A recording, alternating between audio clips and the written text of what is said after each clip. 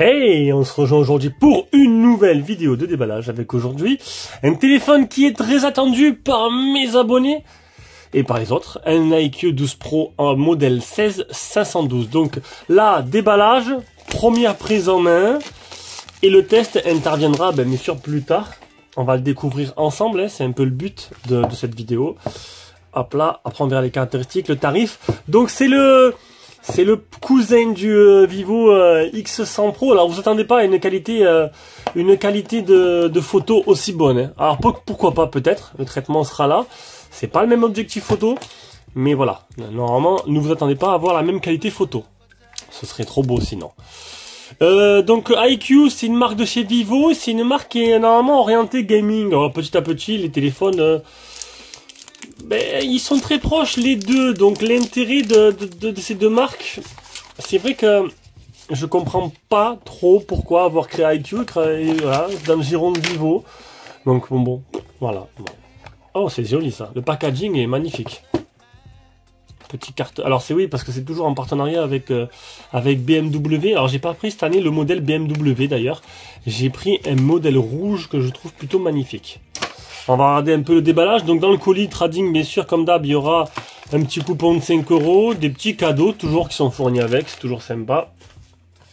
La coque, le chargeur adaptateur européen. Alors ça changera rien, c'est un adaptateur, hein, vous ne croyez pas que ça va changer la vitesse de chargement. Non, ça change rien.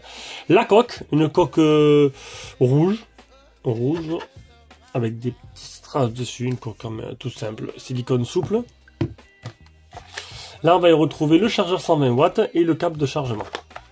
Alors, on met tout sur le côté. On va s'intéresser au téléphone. Alors, le téléphone, j'ai choisi cette couleur-là. Je trouvais qu'elle claquait quand même. Voilà, et c'est vrai que ça claque. Donc, c'est du Vivo. Alors, à l'avant, tu vois vraiment aucune différence avec les derniers Vivo, iQOO, Xiaomi, OnePlus, toutes les marques qui sont sorties. On est sur un design plutôt classique. C'est d'ailleurs pour ça que je suis plutôt parti vers le... Non, ça c'est le Redmi. Hop. Vers mon Xiaomi 14 Pro.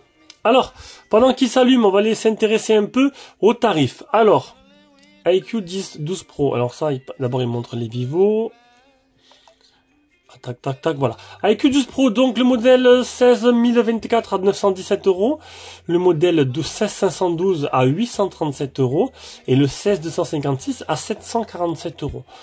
Donc pour ce tarif là, on a quand même du haut de gamme. On a aussi l'iQOO 12 qui doit aussi être en test. Alors l'iQOO 12, j'ai pu le faire parce que c'est un écran qui est normalement plat.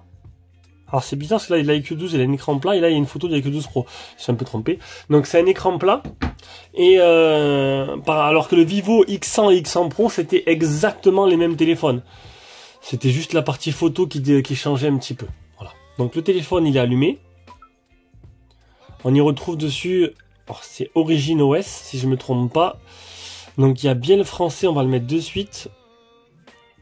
Hop, hop, hop, hop, hop, hop, ici. Donc là, il est en anglais.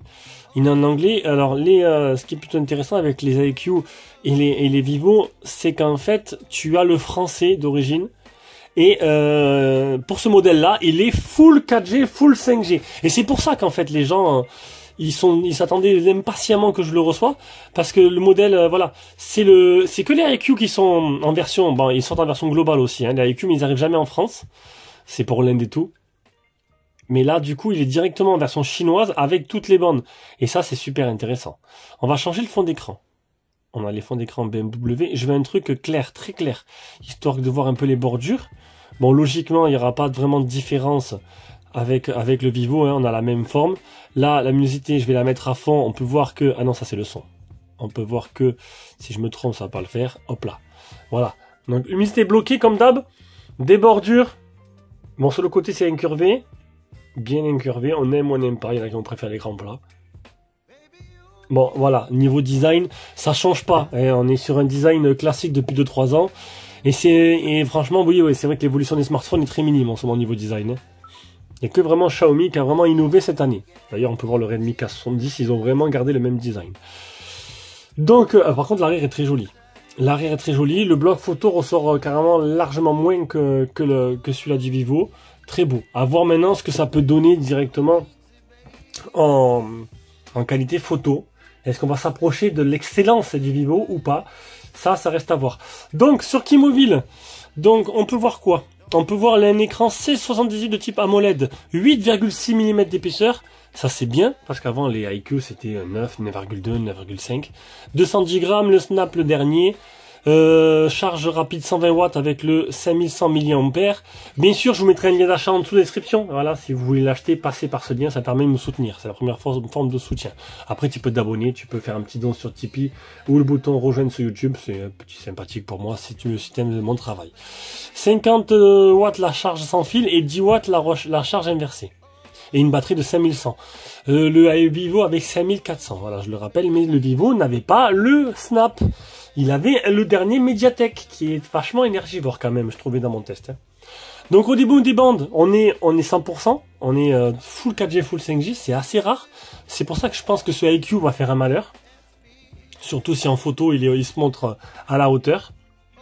Et que moi aussi il m'intéresse, parce que full 4G, full 5G, même si c'est pas maintenant rédhibitoire pour moi, c'est un petit plus quand même. L'appareil photo justement, on a quoi? On a un Omnivision OV50H pour le principal. Donc voilà, comme Xiaomi, ils ont opté pour un Omnivision en appareil photo principal. Omnivision monte en gamme quand même. Hein. On a un lentille grand angle plus macro, un Samsung 50 mégapixels, un téléobjectif 64 mégapixels encore de l'Omnivision. Le OV64B qui a fait ses preuves. Hein. Et on a un 16 mégapixels à l'avant. Voilà. Ce zoom digital 100 fois, zoom hybride 10 fois et zoom optique 3 fois. Ça, on verra un peu plus profondément dans le test. Donc, mais écoutez, c'est la fin de cette vidéo, c'était le déballage. Ça sert à rien que je vous montre maintenant pour la partie photo, ce sera la surprise. J'espère vraiment, je compte beaucoup là-dessus. Après, il y a le traitement. Alors, il n'y a pas de partenariat avec Leica, hein, ce modèle-là. Après, bon, partenariat avec Leica se résume à un filtre, en fait. Le filtre authentique ou vibrant, c'est vrai que ça a apporté pas mal. Ah, il y a une mise à jour, Origin OS 4.